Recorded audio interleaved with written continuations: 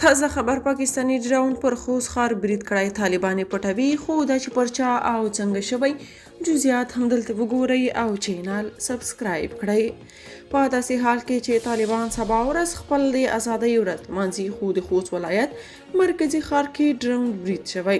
معلومات دا دي چې په خوست کې د نن غرمې چاودنه نه بلکې د پاکستان الوتکو له لوري هوایي برید شوی. د پاکستان استخباراتي ادارو ته نږدې رسنۍ خراسان ډایري او آج رسنۍ وایي خوست ښار کې د قریز دران په نوم هوټل چې د پاکستاني طالبانو د حافظ ګل بهادر ډلې جنګیالي پکې میشت دي هوایي برید شوی او د هوټل چت نړېدلی چې اکثره کسان پکې وژل شوي او ټپیان شوي دي. خو سیمه ییزې سرچینې وایي چې یاد هوټل کې ډېر شمېر کسانو شتون درلود. ښایي له 30 تر 40 کسان تر چت لاندې شوي دي او د لټون عملیات یې دوام لري. خو بل خوا د طالبانو د کابل امنیه قمندانۍ ویان خالد زدران بیا وایي چې د خوست ښار په هغه هوټل کې چاودنه شوې چې وزیرستاني کډوال پکې استوګن و.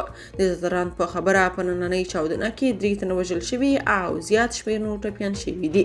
هغه دا نه دي ویلي چې وژل شوي خوستیان ښاریان دي که وزیرستاني کډوال.